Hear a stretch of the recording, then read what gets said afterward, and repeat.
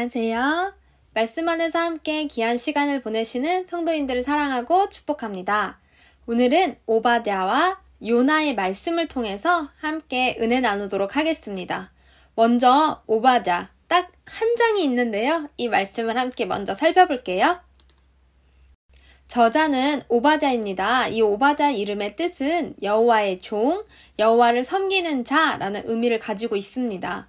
이런 오바댜의 저자는 그저 오바댜라는 이름만 등장할 뿐이에요. 그래서 이 책을 쓴 저자가 어떻게 살았고 어떤 사람이며 어느 시대 사람인지가 정확하게 나타나 있지 않습니다. 그럼에도 이 오바댜의 말씀을 통해서 남유다의 멸망을 알 수 있기 때문에 예레미야, 에스겔과 같은 동시대 인물이다 라고도 추측하고 있습니다. 이런 오바댜의 구성을 보시면요. 구약 성경에서 가장 적은 분량이 기록된 오바댜는 교만한 자를 심판하시는 하나님에 대해서 기록하고 있습니다. 즉, 중심 메시지는 교만이 사람과 나라를 속이고 3절에 나타나거든요. 그리고 15절과 같이 내가 행한 대로 너도 받을 것이라 라는 메시지가 주된 메시지입니다. 이런 오바댜의 구조는 에돔의 멸망이 기록되어 있는 1절부터 16절 그리고 이스라엘의 회복이 기록되어 있는 17절에서 21절로 나눌 수 있습니다. 오바댜의 구성과 같이 이 말씀은 에돔에게 심판을 경고하는 예언서 말씀입니다. 에돔은 무엇인가? 에돔 족속은 창세기 이삭의 아내 리브가의 뱃속에서부터 다툰 야곱과 에서 알고 있죠. 바로 그 형 에서가 에돔의 조상입니다. 이미 야곱과 에서는 장자권을 비롯해서 다투었던 역사가 있잖아요. 팥죽 사건 기억하시죠? 이후 물론 야곱과 에서는 화해하는 형제가 되었지만 에서에게서 나온 족속인 이 에돔 족속과 이스라엘 족속은 계속해서 역사적으로 다툼이 잦았습니다. 지난번 살펴본 에스겔 말씀에서도요. 이스라엘을 민족을 괴롭힌 이방 민족으로서 에돔에 대한 하나님의 경고 메시지가 에스겔에도 나왔었어요. 바로 이 에돔을 향한 하나님의 심판과 멸망이 선포된 말씀, 그 말씀이 오바댜서입니다. 그럼 이러한 오바댜서의 기록 목적을 보면은 두 가지의 흐름이 등장해요. 첫 번째, 에돔의 죄를 심판하시는 하나님, 그리고 두 번째, 이스라엘을 회복시키시는 세상의 주권자이신 하나님. 이 두 가지의 흐름을 기억하시면서 오바댜에서 은혜 누리시기를 축복합니다. 오바댜의 전반부 먼저 살펴볼게요. 에돔의 멸망이 기록되어 있는 1절부터 16절이 여기에 해당됩니다. 하나님의 백성인 남유다의 고통을 보고 기뻐하며 심지어 형제인 나라의 남유다를 약탈하고 괴롭힌 교만한 에돔은 하나님의 진노를 받아 멸망하게 될 것을 기록하고 있습니다. 1절부터 9절을 보시면요. 피할 수 없는 심판이라고 할 수 있는데요. 형제 국가인 유다에게 포악한 행동을 한 에돔은 자신들의 유리한 지형을 자랑하며 스스로 교만해져서요. 3절과 같이 큰 소리를 외칩니다. 그러나 나라의 주권자이신 하나님께서는 그곳에서 끌어내실 것이라 이야기하시면서 그들이 믿었던 동맹국에도 배신을 당하고 멸절될 것을 말씀하십니다. 그리고 10절에서 14절은 에돔의 죄가 기록되어 있습니다. 정확하게 이 죄에 대해서 기록하고 있는데요. 고난당하는 형제 야곱에게 하지 말아야 할 행동을 한 에돔의 죄, 남유다가 재앙을 당하는 날을 방관하고 멸망을 도왔던 에돔의 죄가 기록되어 있습니다. 남유다가 망하는 날 에돔이 그들의 퇴로를 차단하고 포로로 잡아 바벨론에게 바치던 날 하나님께서는 남유다의 핏값을 이제 에돔에게 묻기로 작정하신 것이었어요. 이렇게 에돔은 이스라엘을 향한 그들의 범죄가 있었기 때문에 하나님의 심판이 경고된 것입니다. 그리고 오바댜의 15절에서 16절은요. 만국에 대한 여호와 하나님의 심판을 기록하고 있는데요. 에돔이 사실상 하나님을 대적하는 열방을 대표해서 표현되고 있어요. 그래서 이들이 여호와의 날, 즉 심판의 날에 그들이 행한 대로 보응을 받을 것이라 라는 무서운 심판이 경고되어 있는 것입니다. 여호와의 날에 에돔과 만국은 행한 대로 받을 것입니다. 하나님을 떠난 이들이 겪게 되는 악인의 종말이라고 할 수 있어요. 그리고 오바자의 후반부에서는 이스라엘의 회복이 17절에서 21절에 기록되어 있습니다. 이제 이 부분에서는 하나님께서 백성을 보호하시는 자비의 말씀, 이 말씀이 기록되어 있는데요. 여호와의 날에 에돔은 심판받겠지만 여호와의 날에 이스라엘은 회복될 것이며 승리할 것을 약속받고 있습니다. 그렇게 결국에는 구원을 받은 이들이 들어와서 시온산에 올라가 나라를 다스릴 것이며 그 나라가 여호와께 속할 것이다 라는 말씀을 약속받으면서 오바자서가 마무리되어요. 하나님의 백성에게 심판은요, 결국 회복을 위한, 구원받기 위한 심판이고 그 심판이 결과가 되진 않았습니다. 종말의 결과를 남길 수 없는 것이죠. 그러나 악인들은 어떠한가요? 악인에게, 하나님을 완전히 떠난 이들에게 심판은 그야말로 마지막, 그 자체, 끝, 종말이 될 뿐입니다.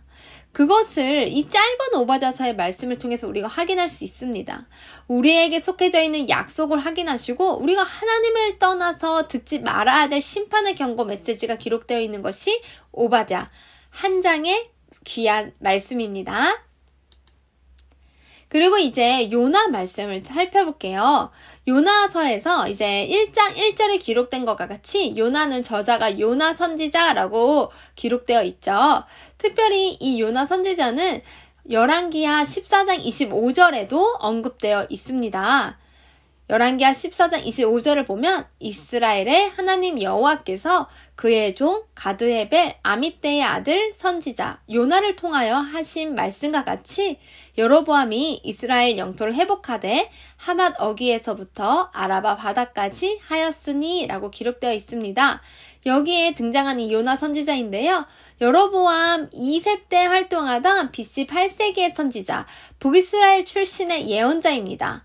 비슷한 시기에 호세아와 아모스도 활동했을 것으로 생각되는데요.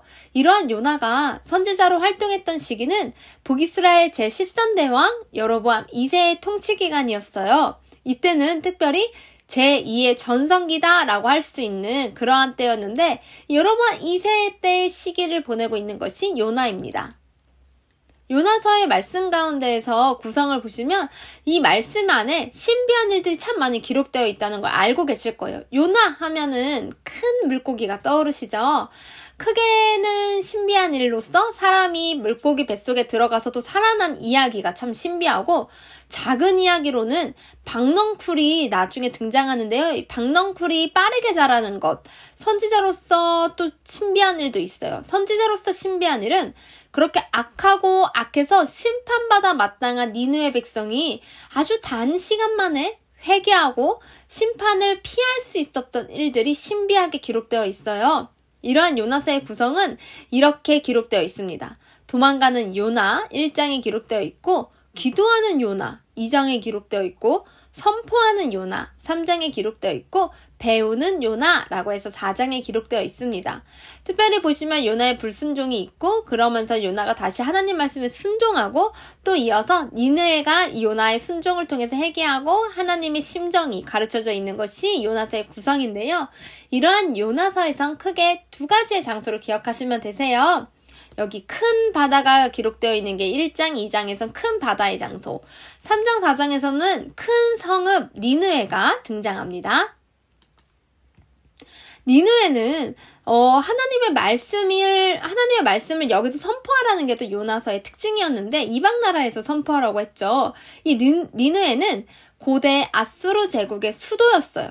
아수르, 우리가 많이 들어봤죠. 북이스라엘을 멸망시킨 나라도 아수르이고 오래전부터 이미 이스라엘과 아수르 사이가 좋지 않았다는 것 우리들이 알고 있잖아요. 북이스라엘과 아수르에 대한 적개감이 여전히 있었을 그 당시 요나는 하나님의 말씀을 따라 니느웨에서 선포해야 되는 말씀이 있었습니다. 이때 우리가 요나의 짧은 메시지에서도 니느웨가 바로 회개한다고 제가 미리 말씀드렸었는데 그것을 보시면서 이게 대조가 된다는 것을 아시게 될 것이에요. 요나의 짧은 메시지에도 바로 회개하는 니느웨의 모습과 이스라엘을 향해서 하나님이 긴 시간 심판의 메시지와 경고에 대한 말씀을 주셨는데도 그들이 여전히 강팍한 심령과 완고한 태도를 가지고 있었다는 것, 그것을 이 두 나라의 차이점, 대조적으로 살펴볼 수도 있을 것입니다. 이런 요나서의 기록 목적을 보면 어쩌면 요나는요, 하나님 말씀에 불순종한 대표적인 선지자로 떠오르는 인물이기도 합니다. 선지자로서 살아가면서 어떻게 하나님 말씀에 기꺼이 감사하고 순종하지가 않고 불순종하는 행동을 대놓고 적극적으로 보이는지 짧은 요나서 말씀에서 우리가 다 확인하실 수 있어요. 그런데도 하나님께서는 이 요나를 통해서 일하고 계십니다. 하나님의 뜻을 온전히 다 이해하지 못하여도 하나님께서는 요나를 통해 일하시며 요나에게 끊임없이 말씀하시고 가르쳐주고 계시고 있으세요. 바로 여기서 우리가 하나님의 심정을 깨달으시기를 소망합니다. 우리를 향하여 말씀 안에서 살길 바라시고 말씀대로 살아가기를 바라신 하나님 아버지의 심정이 어떠한지 깨닫는 우리들이 되었으면 좋겠습니다. 하나님께서 우리에게 가진 가장 첫 번째 심정을 말해라. 그럼 요나서에서는 구원이라고 할 수 있을 것이에요. 이 구원을 허락하고자 하신 하나님의 사랑의 마음이 가득 기록되어 있는데요. 요나서의 핵심 말씀이라고 할 수 있는 요나의 기도인 2장 9절 말씀을 보시면서도 아실 수 있는데 이렇게 기록되어 있습니다. 나는 감사하는 목소리로 주께 제사를 드리며 나의 서원을 주께 갚겠나이다. 구원은 여호와께 속하였나이다 하니라 라고 기록되어 있습니다. 구원은 여호와께 속하였나이다. 이것이 바로 요나서의 주제라고도 할 수 있습니다. 우리 삶을 향하여 주시는 하나님의 뜨거운 마음이 구원을 통해서 이 구원의 절절한 마음이 우리에게 요나서의 말씀으로 전해지기를 소망합니다. 그럼 요나의 전반부를 살펴볼게요. 1장은 도망가는 요나에 대해서 기록하고 있습니다. 가장 먼저 우리는 이 요나서를 통해서 하나님의 주권을 발견할 수 있습니다.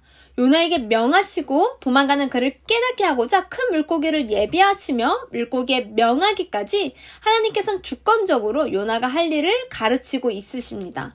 요나가 하나님의 명대로 해야 하는 일은 니느웨로 가서 심판을 선포하는 것이었죠. 그러나 요나는 1절에서 3절을 보시면 아시다시피 명령에 대해서 하나님의 명령에 대하여 불순종합니다.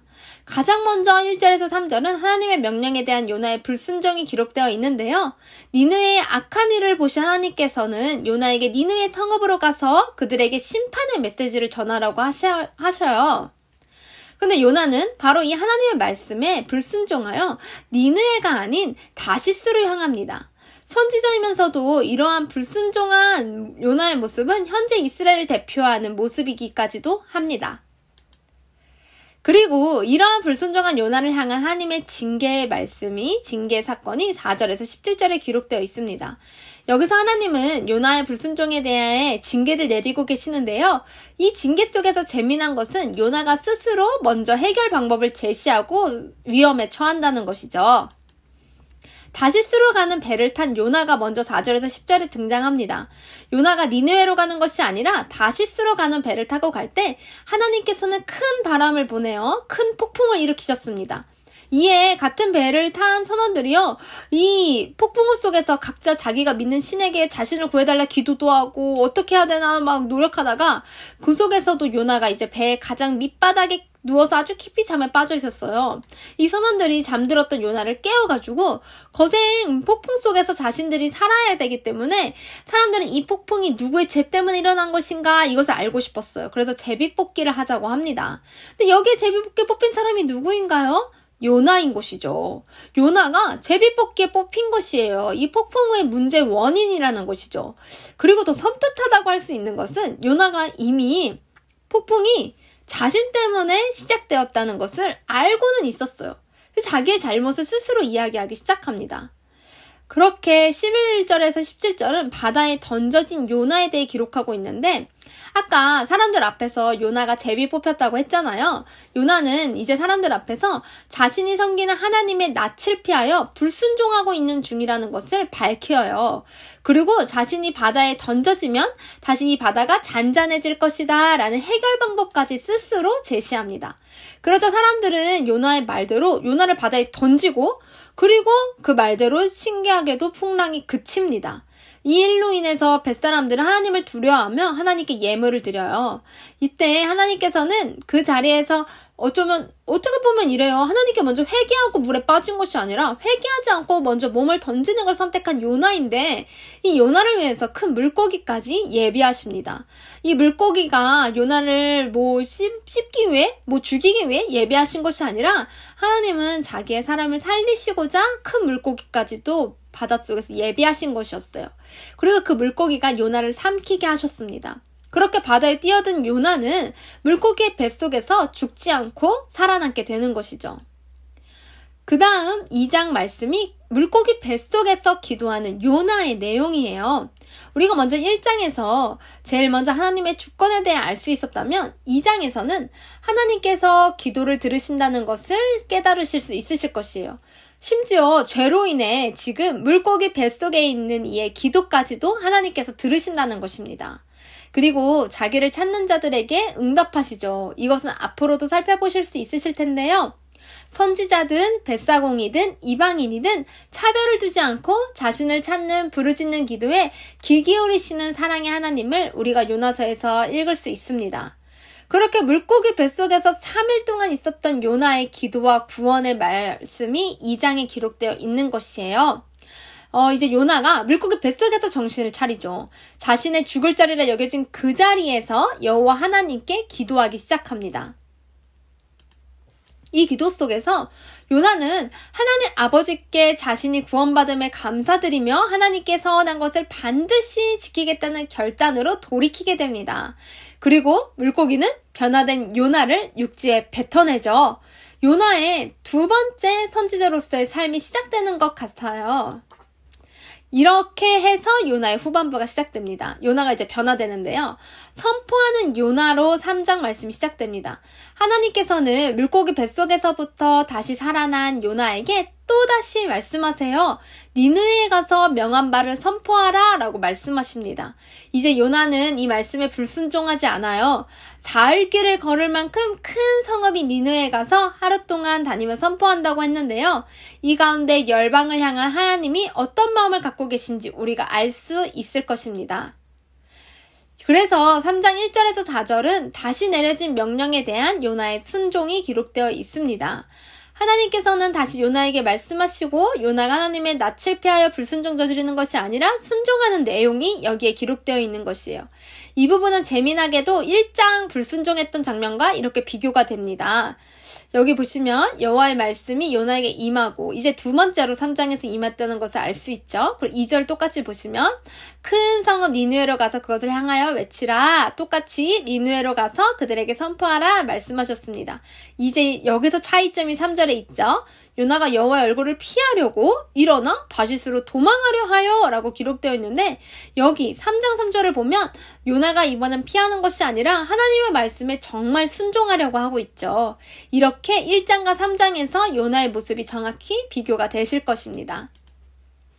다만 아쉬운 것은 니느웨 사람들에게 말씀을 전하는데요. 이 니느웨가 정말 큰 성읍이어서 사흘 동안 걸을 만큼 하나님 앞에 큰 성읍이다 라고 기록되어 있는데 요나는 좀 아이러니하게도 딱 하루만 다니면서 니느웨에서 선포했다는 것이에요. 선포한 내용은 간단했습니다. 40일 후에 니느웨가 무너진다 라는 심판의 메시지였습니다. 그러고 5절, 10절 말씀까지 니느웨의 회개와 하나님의 용서가 기록되어 있어요. 아니 요나가 이 간단한 선포의 메시지를 전하는데요. 이 선포의 메시지를 듣고 놀라운 것은 니느웨 사람들이 하나님께로 마음을 돌이켜 그분의 심판 메시지를 믿고 금식을 선포하며 회개하기 시작했다는 것입니다. 심지어 이 심판의 말씀을 들은 니느웨의 왕까지도 굵은 베옷을 입고 재에 앉아 겸손히 하나님의 긍휼을 구하기까지 했습니다. 그렇게 철저히 금식을 시행하며 하나님께 힘써 부르짖으면서 각기 악한 일과 손으로 행한 강포에서 떠나는 온전한 회개를 촉구했는데요. 결국 하나님께서는 이러한 니느웨 백성의 회개의 모습을 보시고 뜻을 돌이키셔서 마음을 돌이켜서 재앙을 내리지 않으십니다. 용서하신 것이죠. 이처럼 우리는 이 부분에서 이방인을 향한 하나님의 사랑까지도 발견할 수 있습니다. 또한 구원은 여호와께 속하였나이다 라는 요나의 고백과 같이 니느웨는 심판의 위기를 하나님의 뜻 가운데에서 면할 수 있게 되었습니다. 그럼 딱 이제 회개를 통해서 심판을 면한 니느웨, 여기서 딱 요나의 말씀이 마무리되면 좋을 텐데 아직 후반부에 두 번째 부분이 남아있어요. 이 부분에선 배우는 요나가 기록되어 있습니다. 4장에 기록되어 있는데 이 4장에 문제 부분이 등장하기 때문이에요. 문제가 뭐냐? 그것은 바로 요나의 분노입니다. 니느웨 성을 향한 하나님의 뜻이 돌이켜진 것을 알고서요, 요나가 분노하거든요. 이것에 대해서 하나님은 요나서의 마지막 장에서 요나를 향한 교훈과 질책의 말씀을 주시는데요. 이 속에서 우리는 하나님의 백성을 향한 하나님의 교훈과 질책의 가르침을 배울 수 있을 것입니다. 또 이 장에서 기억에 남을 포인트 하나는 박넝쿨 은총이 해당될 것입니다. 이를 통해 하나님이 가르쳐주고자 하시거든요. 먼저 요나의 분노와 하나님의 가르침이 기록되어 있는 것 가운데 요나의 분노를 살펴볼게요. 왜 요나가 분노했을까? 적대국이라고 할 수 있는 아수르의 니느웨 성이 무너져 내리지 않자 요나가 이렇게 말하는 것을 통해 알 수 있는데요. 먼저 2절, 3절을 보시면요. 여호와께 기도하여 이르되 여호와여 내가 고국에 있을 때에 이러하겠다고 말씀하지 아니하였나이까. 그러므로 내가 빨리 다시스로 도망하였사오니 주께서는 은혜로우시며 자비로우시며 노하기를 더디하시며 인애가 크시사 뜻을 돌이켜 재앙을 내리지 아니하시는 하나님이신 줄을 내가 알았음이니이다. 마치 다시스로 도망갈 수밖에 없는 이유가 하나님 이렇게 용서하실 줄 알고 그랬어요 라고 말하는 것 같네요. 그리고 3절 여호와여 원하건대 이제 내 생명을 거두어 가소서. 사는 것보다 죽는 것이 내게 나음이니이다 하니 라고 기록되어 있습니다. 아니 하나님을 탓하고 불만을 잔뜩 표시한 것을 멈추지 않고 심지어 자기의 생명을 거두어 가기를 구하기까지 지금 요나가 하나님에게 엄청나게 화를 내고 성내고 있죠. 이에 대해 하나님께서는 요나가 과연 이 일을 가지고 성내는 것이 옳은지 물어보십니다. 요나는 이러한 하나님의 말씀에도 아랑곳하지 않고 마치 니느웨의 멸망을 지켜보기라도 위한 듯 그 성읍이 어떻게 되는지 보고자 성읍 동쪽에 초막을 찍고 그 그늘에 기다립니다. 이제 하나님께서는 이러한 요나에게 가르치시고자 박넝쿨을 준비하시는데요. 요나는 하나님의 은총으로 주신 박넝쿨로 인해 자신이 그늘에서 안의할 수 있음에, 쉴 수 있음에 매우 기뻐하며 좋아하는데 근데 또 이 부분이 벌써 아이러니한 게 하나님께서 은총을 베푸셔서 자기가 이렇게 쉴 수 있는데 은총을 베푸신 니느웨 구원하신 사건에 대해서는 내가 아닌 니느웨에 대해서는 분노한 요나의 모습이 바로 대조적으로 나타나죠. 곧 하나님께서는 요나에게 허락하신 박넝쿨을 다음날 아침 벌레를 보내어 박넝쿨을 갉아먹고 시들어버리게 합니다. 그 뜨거운 동풍을 보내어서 요나를 괴롭게 해요. 그러자 요나는 하나님께 한 번 더 죽기를 청하기까지 하는 말을 하면서 낙심합니다. 아주 심하게 낙심해요. 이에 대해서 하나님이 이제 가르쳐 주시는데요. 아니 자신이 재배하지도 않고 하룻밤에 났다가 하룻밤에 없어진 박넝쿨을 가지고도 요나가 이렇게 박넝쿨을 아끼는데 하나님은 오죽하실까요? 하나님은 자신이 창조하시고 또 하나님께서 좌우를 분별하지 못한 사람들이 12만 명이나 있고 가축도 많이 있는 이 큰 성읍을 하나님이 아끼시는 것은 너무나 당연한 일 아니냐 하고 비교하면서 요나의 마음과 하나님 마음을 비교하며 가르쳐 주십니다. 아무 수고를 하지 않고 그저 은혜로 얻은 박넝쿨도 아낀 요나의 마음처럼 하나님께서는 자신이 창조하시고 만드신 우리들을 향하여 더한 아끼는 마음으로 어서 우리가 회개하고 돌아가기를 바라시는 아버지 하나님이시죠. 이처럼 우리는 요나서를 통해서 하나님께서 심판에 집중하고 계신 것이 아니라 구원의 뜨거운 마음을 갖고 우리를 바라보고 계심을 느낄 수 있어야 합니다. 이 구원은 제한적이고 한계적인 것이 아니라 하나님의 놀라우신 사랑 안에서 열방을 향한 계획이 될 것입니다. 이렇게 우리가 오바댜와 요나의 말씀을 오늘 살펴보았는데요.